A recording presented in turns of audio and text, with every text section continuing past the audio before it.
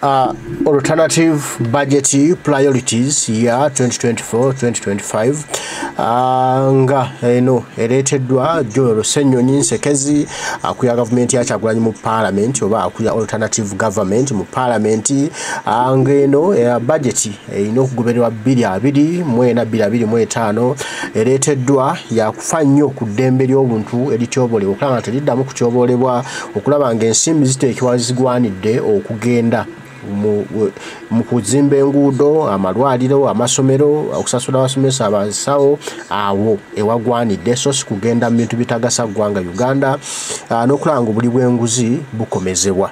Gwe mulamwa kwa budget eno eya alternative ya government ya Kyagulanyi oba eya oludda oluvuganya esomeddwa olunaku olwaleero era ng'esomeddwa Minister wa Finance oba w'ebyensimbi mu government ya Kyagulanyi Honorable Ibrahim Ssemuju Nganda ng'ono Wakira municipality. Kale ndowooza nkutwale tutandike ebigambo si kyekyo wewo tutandike tuti.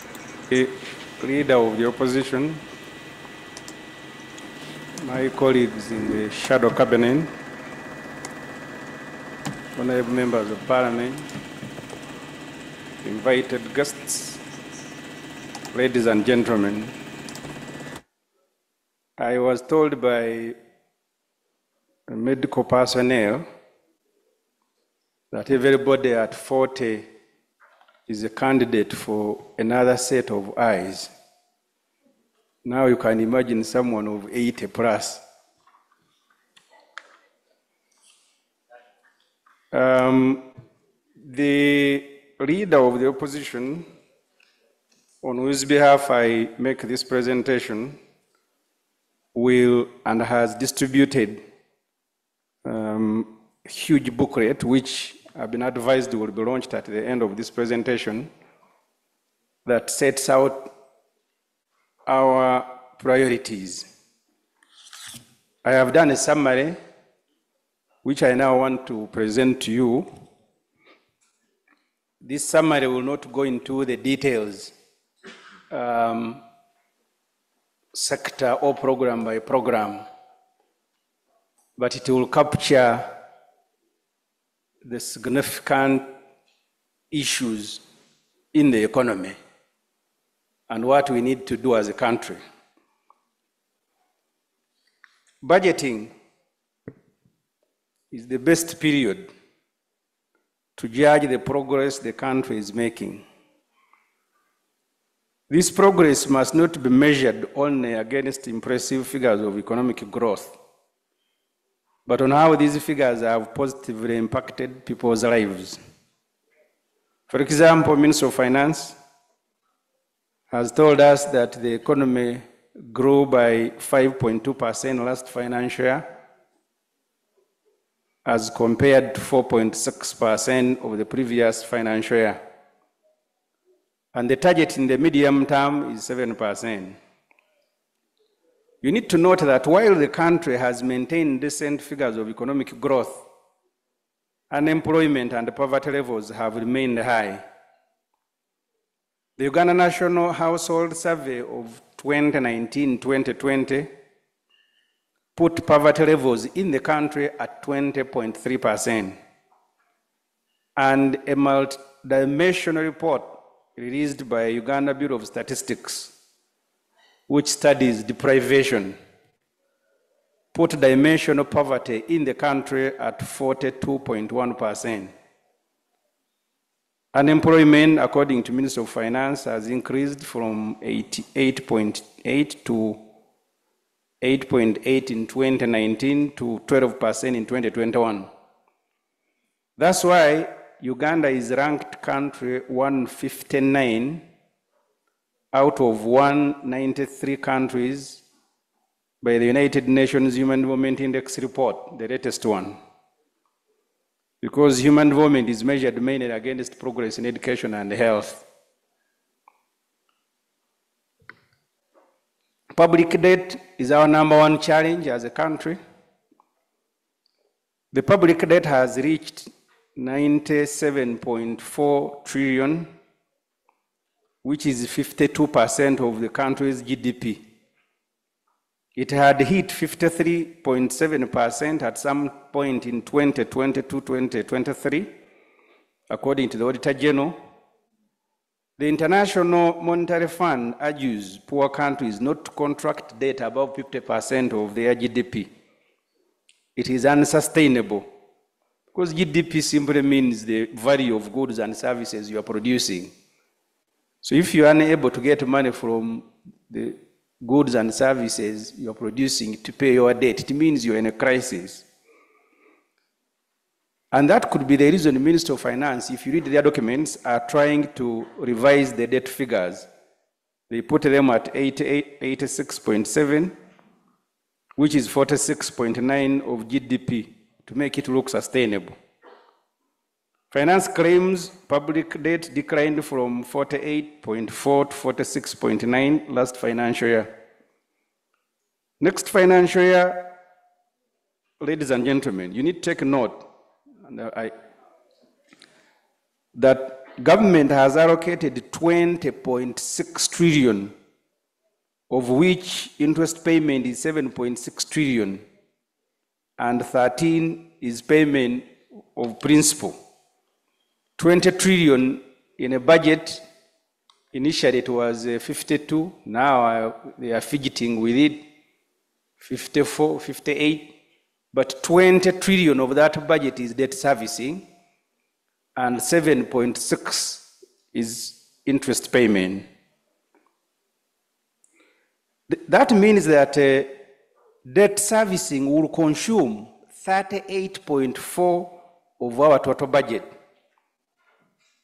This financial year, last financial year, we spent 16.5 trillion on servicing the debt, which has now grown by 5.517 trillion. Minister of Finance has, after deducting all obligations, presented to Parliament 21.7 trillion as the available discretionary resources for the next financial year. This is the money that Parliament can reprioritize. You need to take note that what they are presenting actually is not as much as they presented, because they are not reducing 7.5 in wages and salaries, 316 billion in gratuity, and 263 in the pension. When all this is reduced, the resources for Parliament to prioritize next financial year will be 13.6 trillion. That is the budget that the government has presented. But you will see the minister with a huge bag, and he will say, I have brought a budget of 54 trillion, when actually the budget is 13. When you remove the wages, you remove the debt servicing, you remove gratuity, you remove pension, all that you remain with is 13 trillion.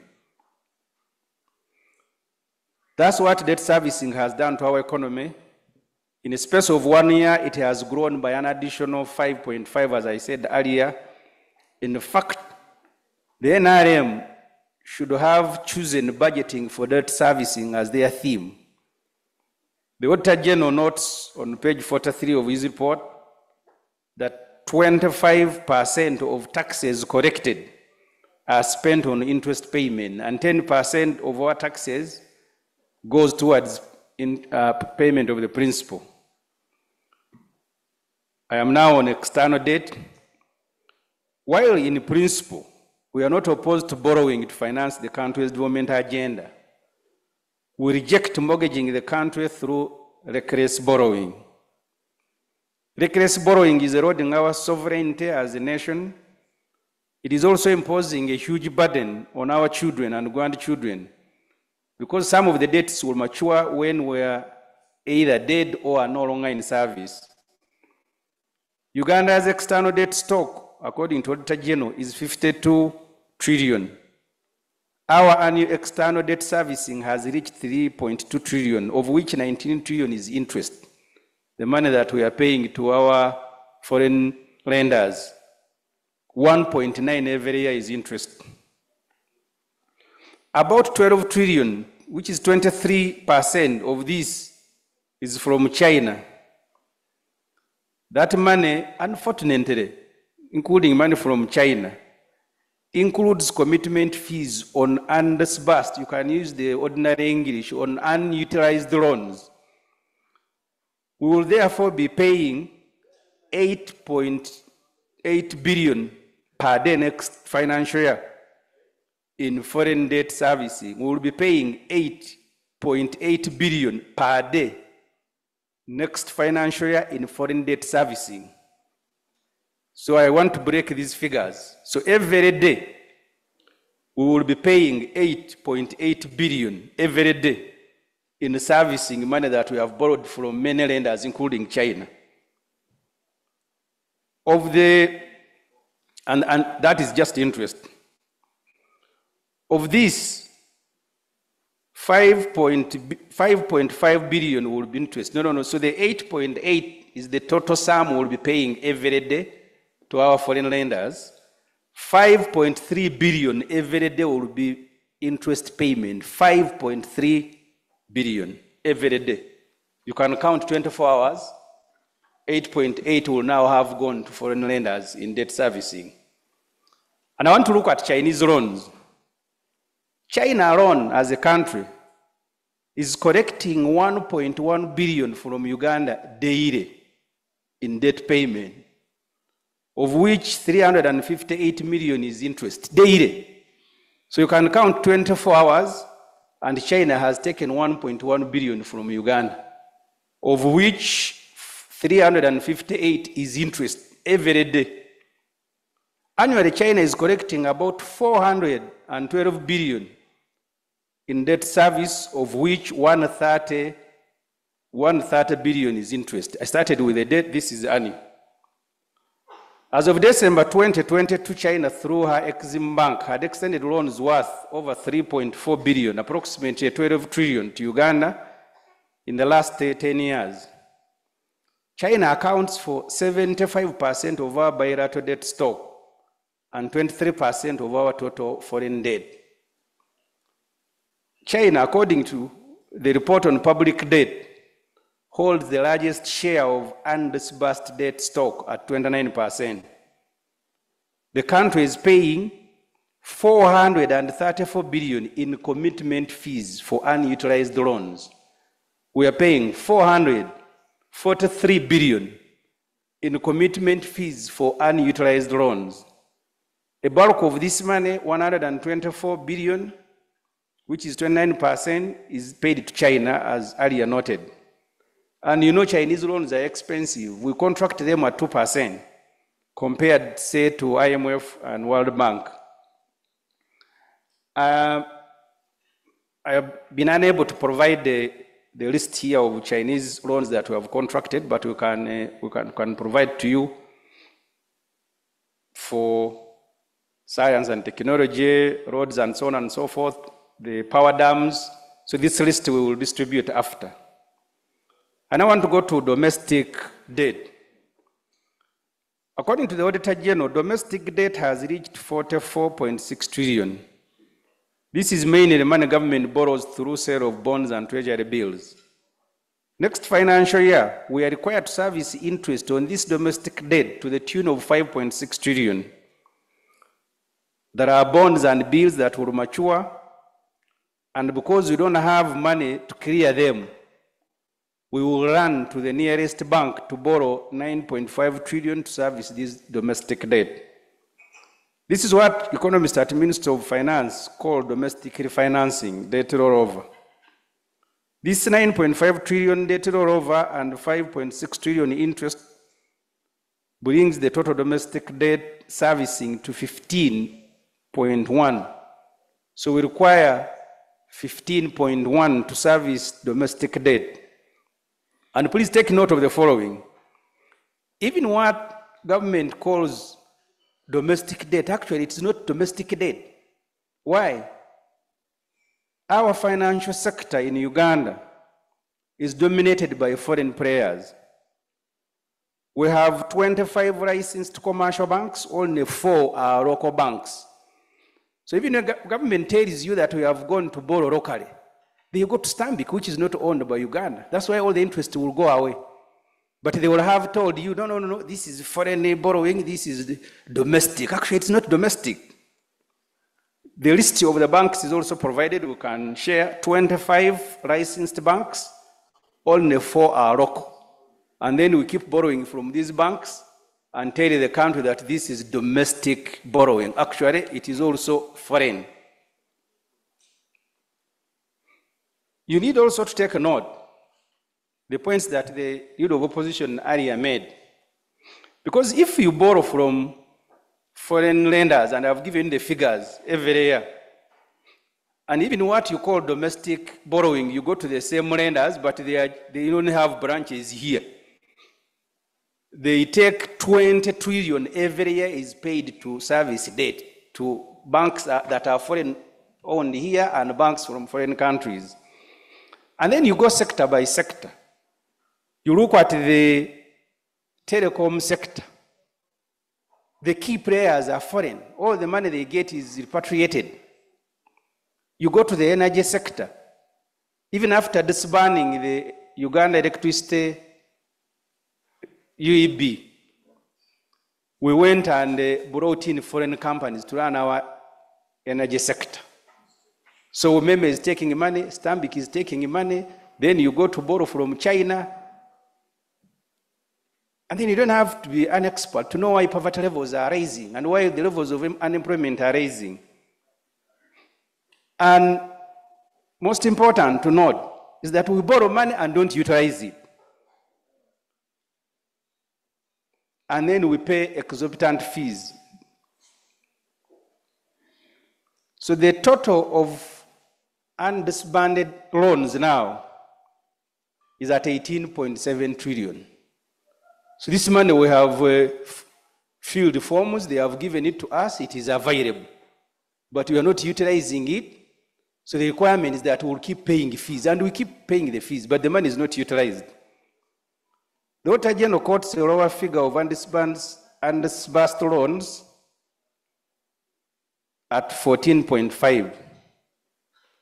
As I said earlier, we are paying 434 billion annually in commitment fees on money we are not using. The reason we delay to utilize loans is because of undesigned projects. So they urge procurement is done at a nail speed, and right of way is not obtained before we go to banks to borrow money. We have segmented, because the point we make of the resilient communities, look, in agriculture we borrowed money. 309 billion borrowed to boost agriculture is unutilized.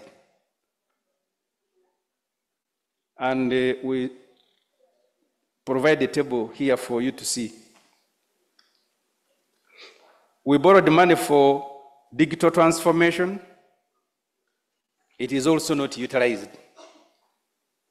We borrowed money to fix our broken road network to the tune of 13.2 trillion. It is still there, not utilized. There are road projects such as upgrading Ruwero of Tarangu, for which we borrowed 44 billion from OPEC in 2018. You can imagine we borrowed 2018 to upgrade this road, but the money is there. We acquired 895 loan from the African Development Bank for the construction of Kampala-Jinja Expressway. That money is also there. Government is looking for money to pay for passage. So the money for roads, even before you begin allocating what is available, even if you are using just the money that you have borrowed, 13.2 trillion, and the roads that are affected, a list is here, it will be provided.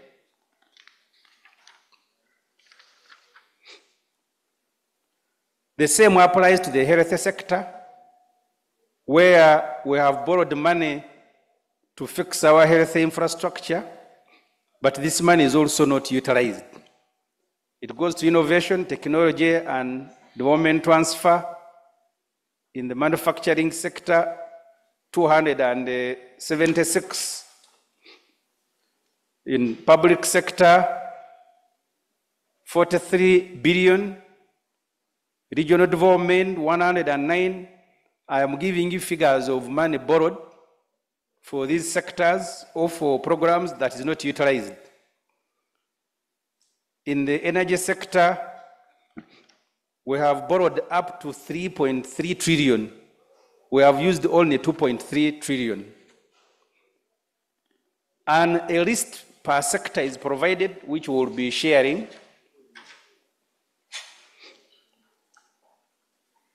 I have now moved to domestic areas.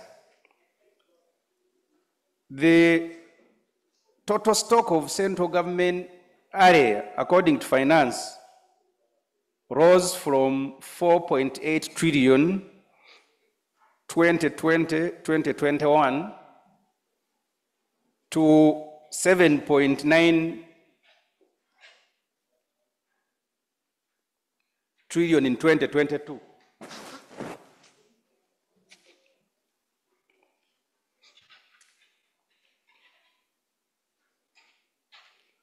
So the finance presents a figure of 7.9 trillion as our domestic area.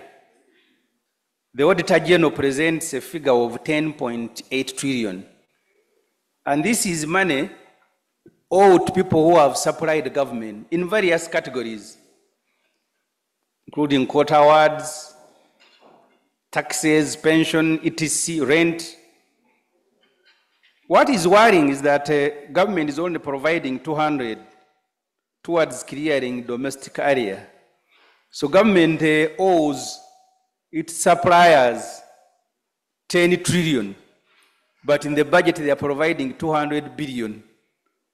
So it will take them maybe my remaining entire life, because I am 50, I don't think I will reach 100, for this government to clear this debt when they are not contracting a new one. I now move to abuse, as noted earlier by the leader of the opposition, abuse of borrowed money. You may all have interacted with the report of the Auditor General. The Auditor General reports on page 84 that we have vaccines for COVID worth 300 billion that have expired. Remember the loan the last parliament contracted during the COVID period from World Bank and IMF. 300 billion was used to buy vaccines. Now these vaccines have expired, worth 300 billion. There are other drugs at national medical stores worth 33 billion that are also expiring. Interesting. The Minister of Health now says they are going to use money, part of the money of Gavi, to go and destroy these vaccines. So you have borrowed the money, vaccines have expired. Now the money brought here by donors to deal with other problems is what you are going to use to go and destroy the expired vaccines. I am reading all this list that will bring me to a figure, because we need to clean the budget. Our proposal is that this budget must be clean. One of the figures that you will find in the budget, aggregated figure, this government is spending 187 billion on renting offices every year. 187. Even if you are not a contractor and they give you 187 billion every year, you can construct offices for someone. But maybe these buildings are theirs. 187 billion is what is being provided in the budget for rent. And we are provided a figure. Can you imagine you go to France and you rent for embassy 3.9 a year? In 5 years, anyone, even of average understanding, will use the 3.9 per year to construct But we are spending, and the whole list is provided here, what we are spending on embassies, what we are spending on buildings, including later on I will be showing you, we are also renting some structures for State House. Maybe the president and his wife are not fitting in Nakasero and Entebbe. So they are renting extra buildings. So the list is provided here of where we are paying money for rent.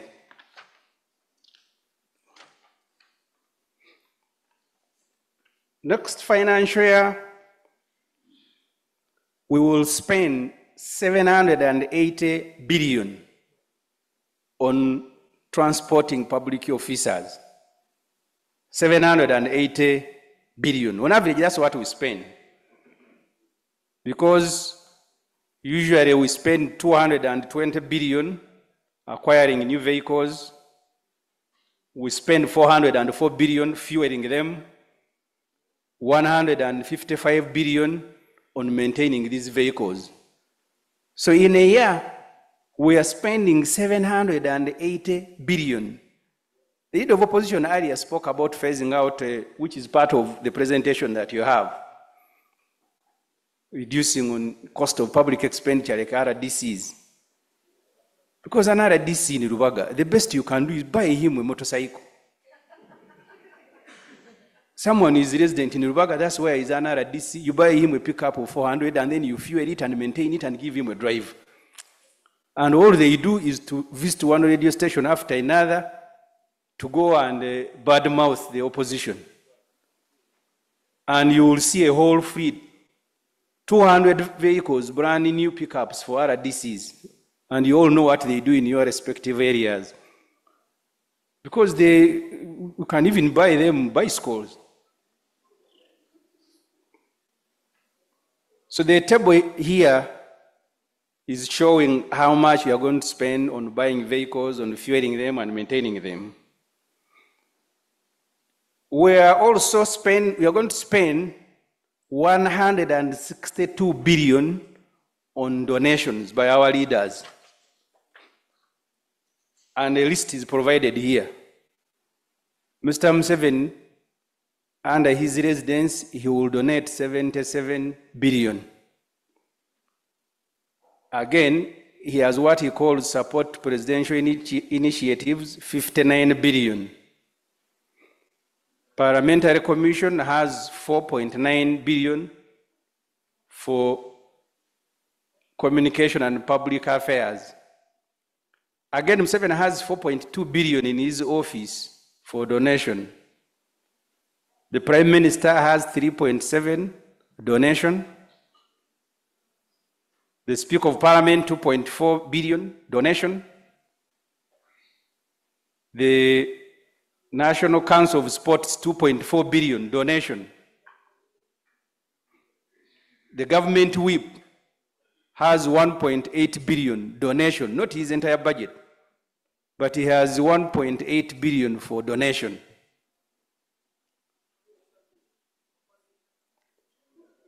The opposition whip has 0. If the leader of opposition has nothing to donate, what about the leader of opposition?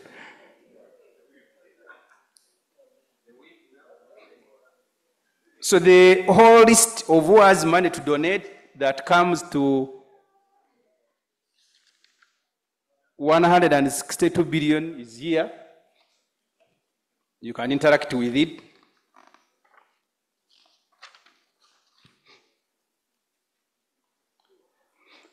We are going through this list, and I'm about to come to an end. I said this is going to be a summary, looking for money that will be reprioritized. That's why we are going through this list.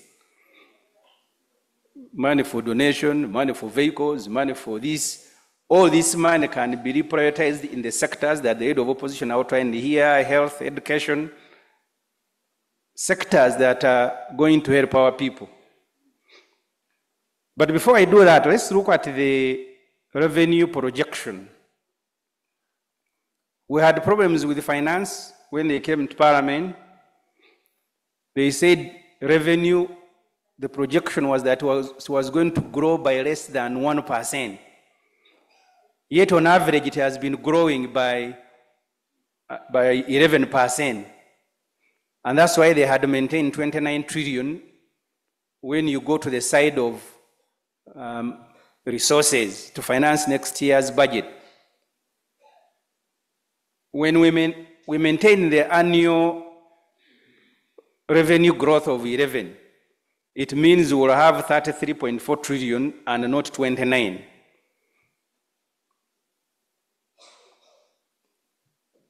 And then I want to come to other areas to complete the list of what we have identified as luxuries in the budget. That list, if it can be highlighted there. Next financial year, we have 34 billion for ceremonies and state functions. 34 billion. When you see these NRM people going to a function, they have 34 billion for ceremonies and state functions. Travel inland, next financial year we have 671 billion. Travel inland. And travel abroad we have 108 billion. We have 152 billion for workshops, meetings and seminars. 297 billion special meals and drinks. I have already read out the list of donations. We have 133 billion for welfare and entertainment. When you put this together, you will have 1.5 trillion that is available. And our proposal is that even if you reduce it by just 25%, you'll have 1.1 trillion available.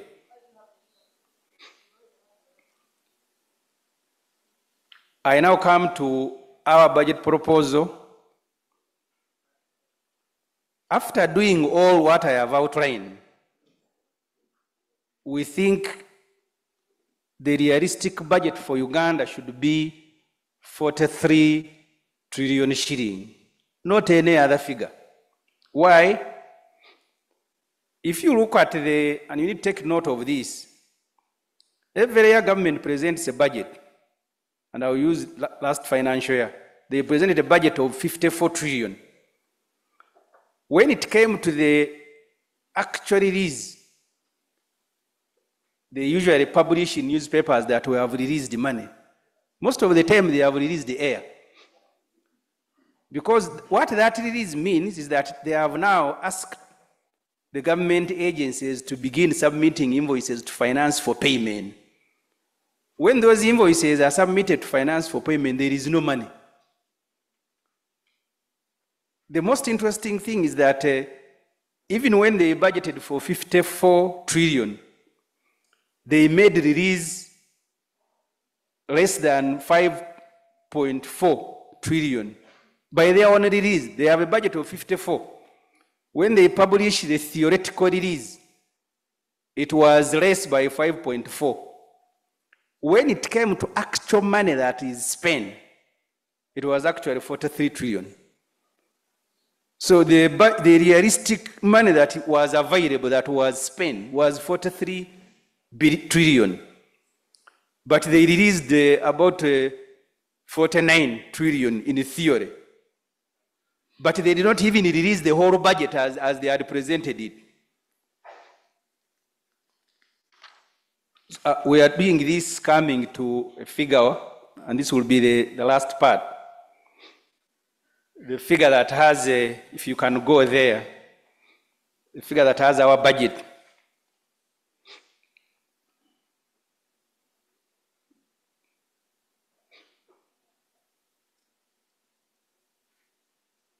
So we've made proposals on what to remove, what to reallocate these sectors. And I said we will not be going into details of what we intend to reallocate and to what particular sector and department. But eventually, when all this is done, you will come to a budget of 43 trillion shilling. When you will have removed all the luxury, and our proposal is that once you've dealt with this luxury, next year you don't even have to go and borrow 9 trillion from commercial banks. And then if for a sustained period of 3 to 4 years you are not borrowing, it means now you'll have more resources available. You'll no longer be spending 20 trillion on servicing debt.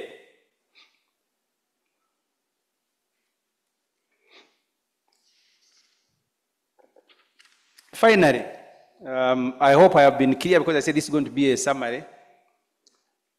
The NUP president, the Honorable Kyagulanyi, made here a very substantive statement on Museveni being our problem, and I share it 100%.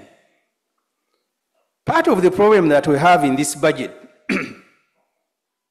and this indiscipline is replicated elsewhere, is that the country has been made to finance Museveni's life, both public and private. I'll give you an example. The title First Lady means someone's wife, isn't it? In fact, it's not even provided for in the government hierarchy.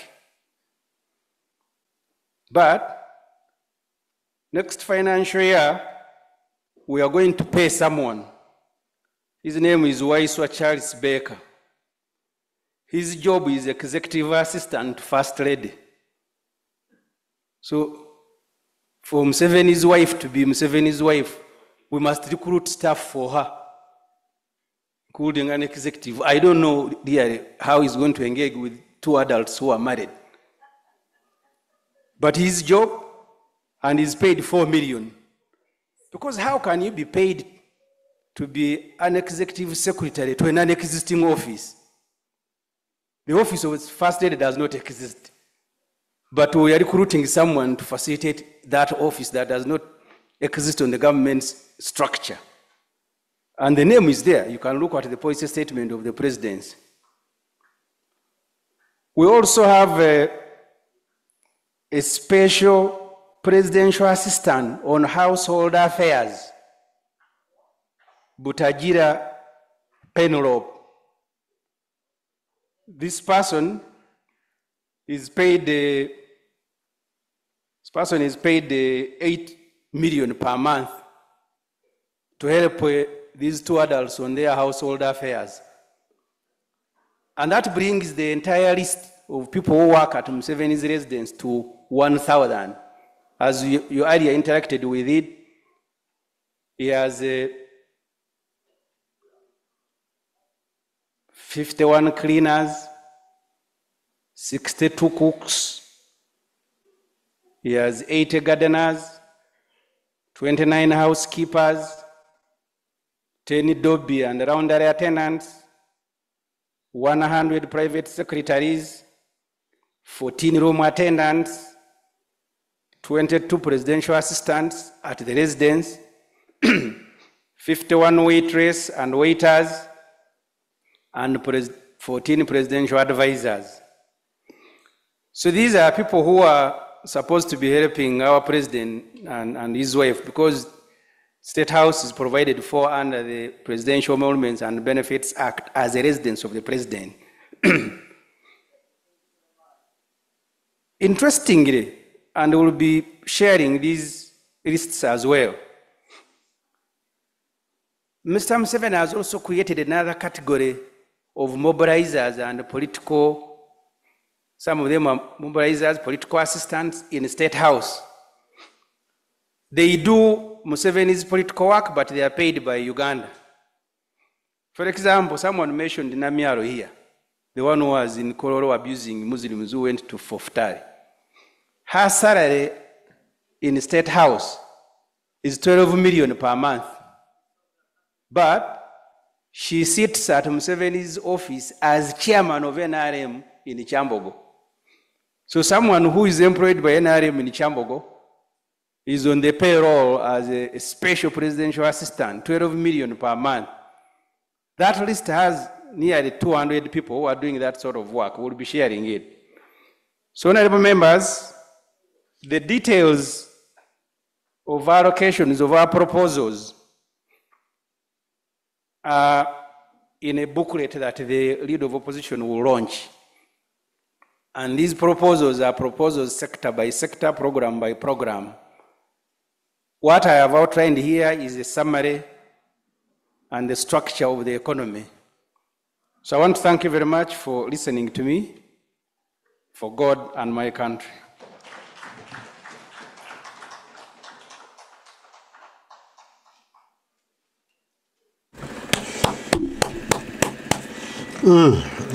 Ibrahim Ssemuju Nganda, Finance Minister wa Government ya Kyagulanyi Ssentamu Robert Bobi Wine. Thank you, the very able Finance Minister, Honorable Ssemuju Ibrahim Nganda, for that very elaborate presentation, and thank you for being brief.